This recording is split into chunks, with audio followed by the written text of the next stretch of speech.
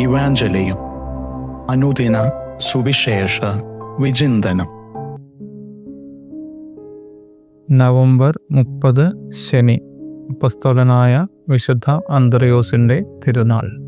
മത്തായിയുടെ വിശുദ്ധ സുവിശേഷം 4-ാം അധ്യായം 18 മുതൽ 22 വരെയുള്ള വാക്യങ്ങൾ. വിശുദ്ധ പൗലോസ് അപ്പോസ്തലൻ റോമാക്കാർക്ക് എഴുതിയ ലേഖനം 10-ാം അധ്യായം 9 മുതൽ 18 വരെയുള്ള ആദ്യ വായനയിൽ നാം കേൾക്കുന്നത് സുവിശേഷ പ്രഘോഷണത്തിന്റെ പ്രാധാന്യത്തെക്കുറിച്ചാണ്. സുവിശേഷം കേട്ട് ക്രിസ്തുവിനെ ഏറ്റുപറയുന്നതാണ് രക്ഷയുടെ അടിസ്ഥാനം. സുവിശേഷം പ്രഘോഷിക്കുന്നവരുടെ പാദങ്ങൾ എത്രയോ സുന്ദരമാണ്. സുവിശേഷ പ്രഘോഷണത്തിന്റെ ഫലം ലഭിക്കുന്നത് സുവിശേഷം പ്രഘോഷിക്കുന്ന ആൾക്കും സുവിശേഷം കേൾക്കുന്ന ആൾക്കുമാണ്.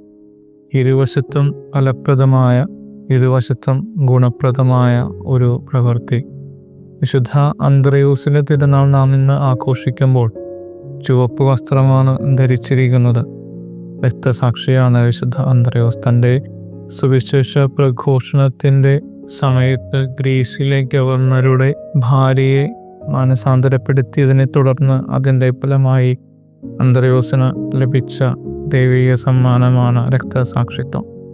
മത്തായിയുടെ വിശുദ്ധ സുവിശേഷം 4-ാം അധ്യായം 18 മുതൽ 22 വരെയുള്ള സുവിശേഷ ഭാഗത്ത് അന്ത്രയോസിനടക്കമുള്ള ആദ്യ 4 ശിഷ്യരെ വിളിക്കുന്നതാണ് നാം വായിച്ചു കേൾക്കുന്നത്.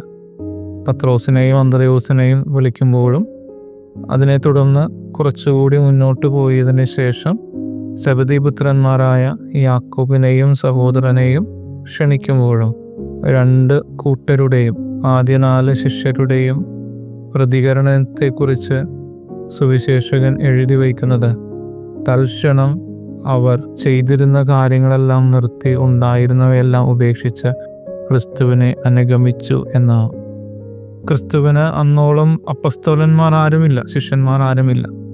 പക്ഷേ ക്രിസ്തുവിൻ്റെ വാക്ക് ശ്രവിച്ച് തൽക്ഷണം ക്രിസ്തുവിനെ അനുഗമിക്കാൻ, അതും അന്നോളം കൈപിടിച്ചു പോന്ന ജീവിതം മുന്നോട്ട് കൊണ്ടുപോകാൻ ആശ്രയമായിരുന്ന എല്ലാം ഉപേക്ഷിച്ചുകൊണ്ട് ക്രിസ്തുവിനെ അനുഗമിക്കാൻ അവർക്ക് സാധിച്ചു.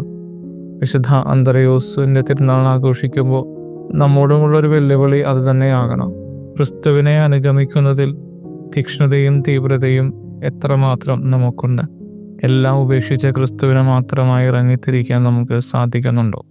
ക്രിസ്തു ആഗ്രഹിക്കാത്തതെല്ലാം ജീവിതത്തിൽ നിന്ന് മാറ്റി നിർത്താൻ നമുക്ക് സാധിക്കുന്നുണ്ടോ?